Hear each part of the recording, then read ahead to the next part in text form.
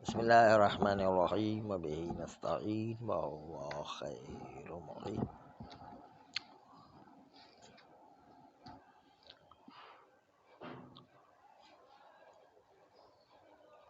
فقط ایک مطلب یہاں پر باقی رہ گیا ہے،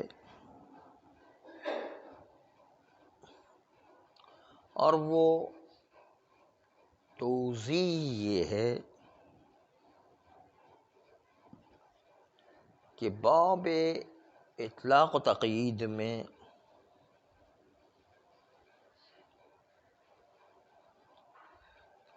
وہ حالات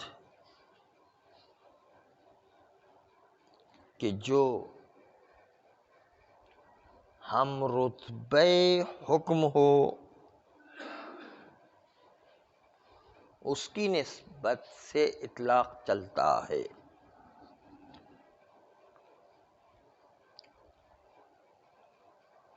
رقبہ اطلاق ایمان و کفر کی نسبت سے چلتا ہے، اس لیے کہ ایمان و کفر رقبہ کی نسبت سے ہم رتبہ ہے، عرض واحد میں ہے۔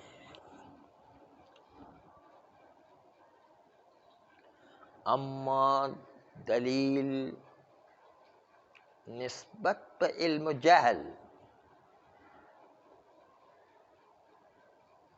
علم جہل میں چونکہ تقدم و تأخر ہوا کرتا ہے، اس لیے علم و جہل میں اطلاق جاری نہیں ہوگا۔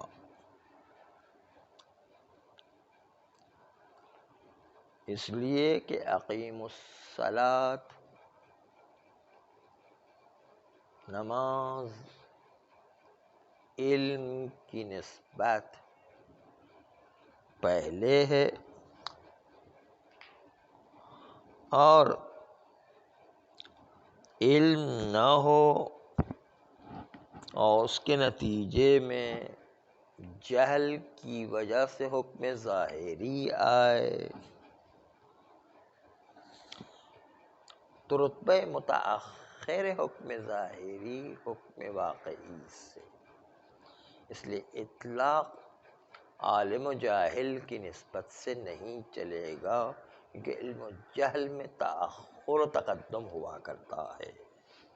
ہم رتبے میں اطلاق جاری ہوا کرتا ہے، علم و جہل مقدم و مؤخر ہے، اس لیے اس میں اطلاق جاری نہیں ہوگا۔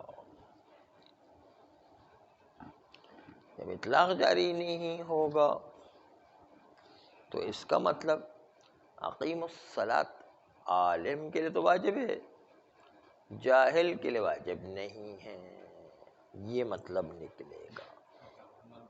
مقام عمل میں جو ہے وہ جاہل کے لیے واجب نہیں رہے گا مطلقاً، اس لیے نہیں ہے کہ دونوں کے رتبے مختلف ہے، عالم کا رتبہ پہلے ہے، جاہل اور حکم ظاہری کا رتبہ بعد میں ہے، اور اطلاق ہمیشہ ہم رتبہ میں جاری ہوتا ہے، اور یہاں پر علم و جہل دونوں ہم رتبہ نہیں ہیں۔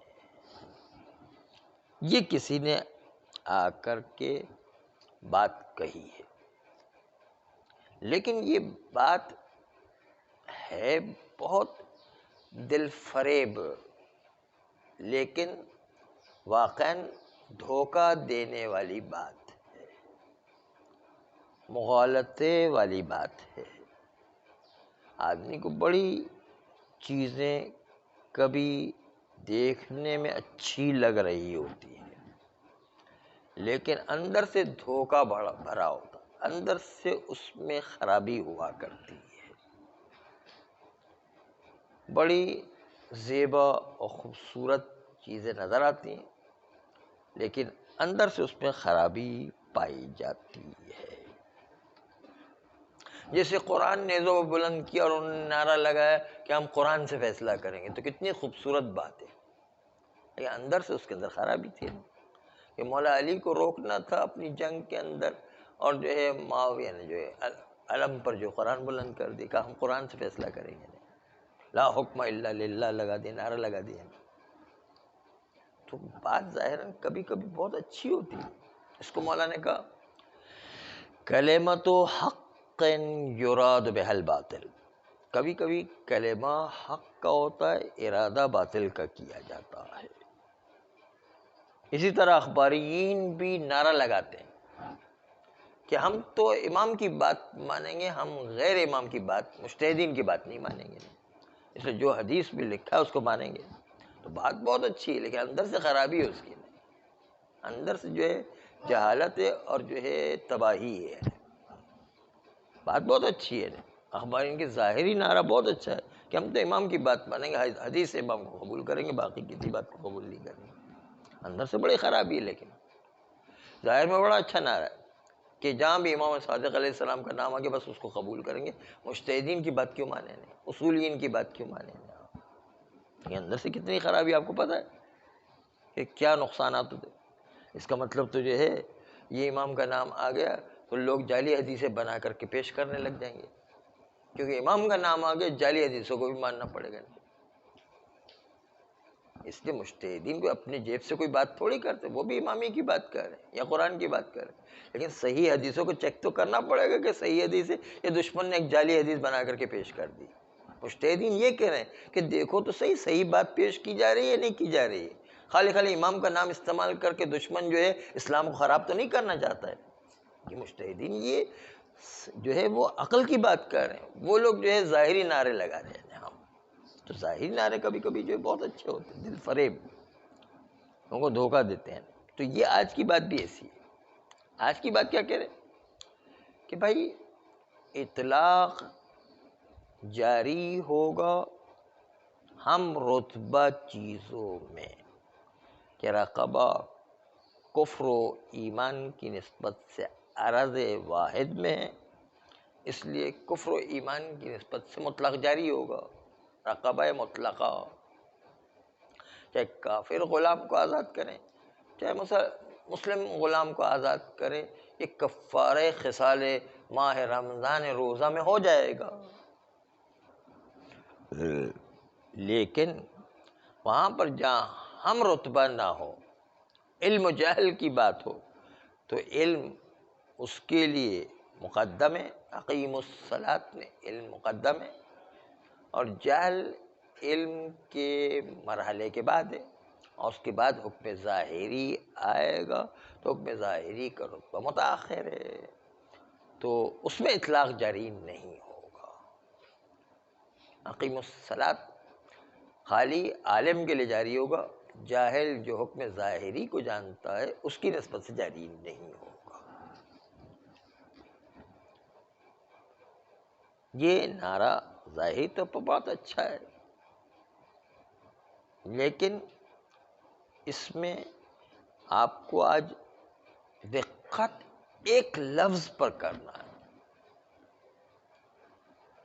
کہ مولا مقام بیان میں ہے، اور کوئی بھی قید دخیل در حکم ہوتی تو امام پر واجب تھا اس قید کو ذکر کرے، حتیٰ رتبے کی قید کو بھی امام کو ذکر کرنا ضروری تھا، اور امام نے مقام بیان میں ذکر نہیں کیا جبکہ حکم بیان کر رہے تھے تو بھی ذکر نہیں کیا اس قید کو۔ اس کا مطلب یہ کہ آزاد ہے، یعنی مطلقاً اس موضوع کو کل ملاک سمجھیں گے حکم کے لیے، موضوع اصل میں ملاک حکم کے لیے، اس میں کوئی قید نہیں ہے۔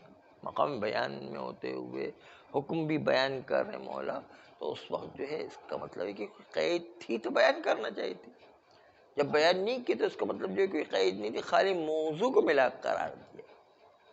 کہا اقیم الصلاۃ، نماز پڑھو، نماز پڑھنے میں کوئی قید نہیں لگائی ہے کہ نماز جو علم ہو تو پڑھو، جہل ہو تو نہ پڑھو، ظاہری حکم ہو تو نہ پڑھو، یہ کوئی قید نہیں ہے اس کے اندر۔ یہ قید امام نے جب نہیں لگائی ہے یا قرآن نے نہیں لگائی ہے تو ہم کیسے مقام بیان میں جب مولا حکم کو بیان کر رہا ہے اور کوئی قید نہیں لگا اور تمام ملا کے نماز کو قرار دیا ہے، تو ہم نماز میں طرح طرح کی قید اور طرح طرح کے حالات نکال کر کے لے کر آئے. وہ اگر جو ہے حالات اور قید تھی تو مولا خود ہی بیان کرتا. مولا نے خود بیان نہیں کیا، اس کا مطلب خود نماز معیار ہے، چاہے عالم ہو چاہے جاہل ہو، کوئی فرق نہیں پڑتا. کوئی بھی حالات ہو، کوئی بھی چیز ہو، نماز کو ہر صورت میں پڑھنا ہے. بس تمام ملا وہ بتا رہا ہے کہ مطلق ہر جگہ جاری ہوگا نماز کا، چاہے عالم ہو چاہے جاہل ہو، چاہے سفر میں ہو چاہے حضر میں ہو، چاہے بیمار ہو چاہے صحیح ہو. اس سے کیا فرق پڑتا ہے؟ مولا نے کوئی قید تھوڑی لگائی ہے، ہر صورت میں نماز پڑھنی ہے. یہاں کوئی قید نہیں ہے، کیونکہ تمام الملاک حکم کا خود موضوع صلاۃ اور نماز کو قرار دیا ہے. اس لیے ہم کون ہوتے ہیں کہ آ کر کے نماز میں قید لگانے لگے کہ فلاں حالت میں نماز واجب ہوگی، فلاں حالت میں عالم کے لیے واجب ہوگی، جاہل کے واجب نہیں ہوگی، صحت مند کے لیے واجب ہوگی، بیمار کے لیے واجب نہیں ہوگی، سوتے میں جو ہے واجب نہیں ہوگی، جاگتے میں واجب ہوگی، یا جو ہے سفر میں واجب نہیں ہوگی اور جو ہے حضر میں. یہ ہم کون ہوتے ہیں جو اس موضوع نماز میں قید لگایا؟ جب مولا نے قید نہیں لگائی ہے تو ہم کون ہوتے جو قید لگایا؟ اس لیے یہ ایک دھوکہ ہے کہ مولا کے لفظ مطلق میں ہم اپنی طرف سے حالات کی قید لگا دیں. جب مولا نے اپنے بیان میں کوئی قید نہیں رکھی ہوئی ہے تو ہمیں کیا اختیار ہے کہ ہم جو ہے اس کے اندر قیدیں بڑھاتے رہیں. اس لیے ایک بہت اچھا جملہ کا کہ اسلام کے مذہب کی کامیابی اور اسلام کے مذہب میں پائیداری ان دو چیزوں کی وجہ سے، کہ اسلام نے اتنا آسان بنا دیا ہے ہر کاموں کو کہ جس میں بچے سے بچہ، کمزور سے کمزور، عورت سے عورت، بوڑھے سے بوڑھا اور جوان سے جوان اور کہیں بھی رہنے والا، کسی زمانے میں ہر آدمی جو اس پر عمل کر سکتا ہے. ایسا اسلام نے جو اسلام کو اتنا آسان مذہب بنا دیا ہے. اس کے لیے جو ہے وہ ایک جملہ ہے کہ شادی جیسی بری چیز کو بھی اسلام نے عبادت بنا دی تھی. شادی جیسی بری چیز جو باقی مذہب میں برا مانا جاتا تھا، اس کو اور اس کو جو اسلام نے ایک عبادت بنا دی ہے.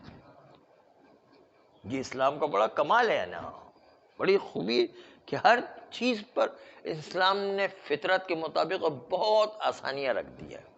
اور اگر بالفرض انسان کسی وقت اتنا مجبور ہو جائے کہ کوئی کام انجام دے ہی نہیں سکتا تو قانون نے اسرہ حرج رکھ دیا ہے. قانون اسرہ یعنی اگر آپ کو اتنی شدت کی تکلیف ہو رہی کہ عمل انجام نہیں دے سکتے تو آپ کے لیے وہ عمل معاف ہے، آپ کو جو آزادی دے دی.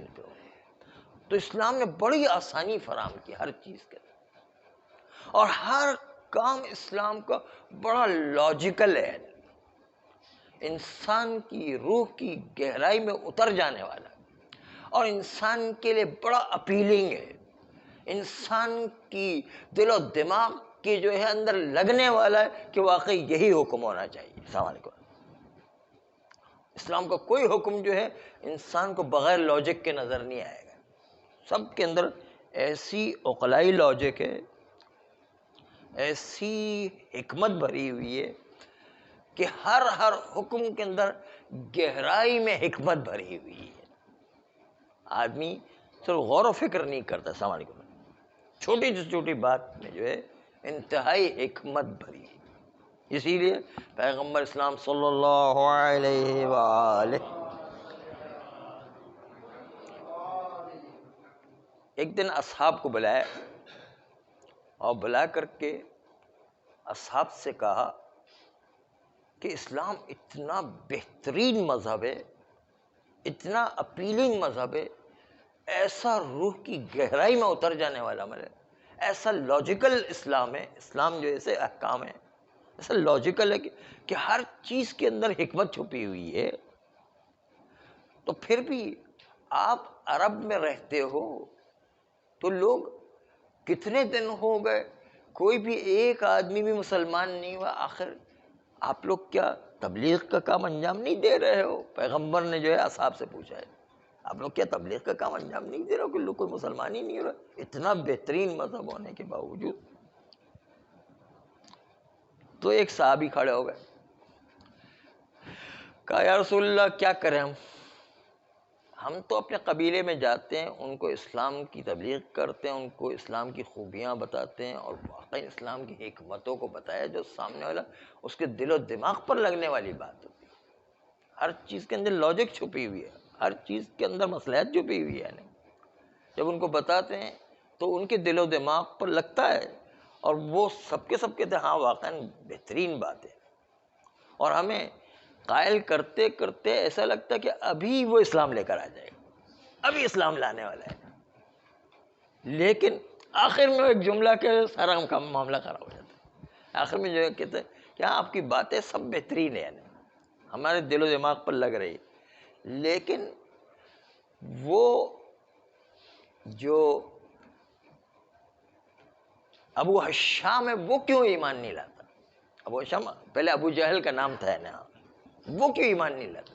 وہ تو عرب کا سب سے بڑا، پورا جزیرت العرب کا سب سے بڑا پڑھا لکھا آدمی ہے، اگر آپ کی بات صحیح ہوتی تو سب سے پہلے تو ابو جہل کو اسلام لانا چاہیے۔ وہ اسلام نہیں لا رہا، یعنی آپ کے اسلام کی خرابیوں کو وہ جانتا ہے، اسی لیے تو اسلام نہیں لا رہا ہے۔ آپ ہمیں بیوقوف بنا رہے، لیکن اس کو تو بیوقوف بنا کے بتاؤ یار، وہ تو سب کچھ جانتا ہے نا۔ پیغمبر نے کہا اچھا ایسی بات ہے، تو پیغمبر نے کہا اس کا نام اس وقت جو ہے ابو الحکم تھا، یعنی اس کا لقب تھا ابو الحکم، یعنی حکمتوں کو باپ، father of wisdom, father of knowledge, یعنی وہ جو ہے علم کا بادشاہ تھا، جیسے آج کل نیوٹن کو کہتے ہیں فادر آف دا فزکس، یعنی وہ فزکس کا جو ہے باپ ہے، تو اس وقت جو پوری حکمت کا باپ جو ہے ابو جہل کو کہتے تھے ابو الحکم، حکمتوں کا باپ، اس کو کہا کرتے تھے۔ کہا وہ ابو الحکم سے کہو کہ وہ جو ہے کیوں ایمان نہیں لا رہا، اس کا مطلب اس کو خرابی سمجھ میں آ رہی ہے، ہمیں سمجھ میں نہیں آ رہی ہے۔ تو پیغمبر نے کہا اچھا ایسی بات ہے، تو آج سے اس ابو الحکم کو ابو الحکم نہ کہو، اس کو ابو جہل کہو، اس لیے کہ جس کا علم حق کے مقابل میں آ جائے، جس کا علم دین کے مقابل میں آ جائے، وہ علم نہیں ہے بلکہ وہ سب سے بڑا جاہل ہے، اس لیے آج سے اس کو ابو جہل کہو۔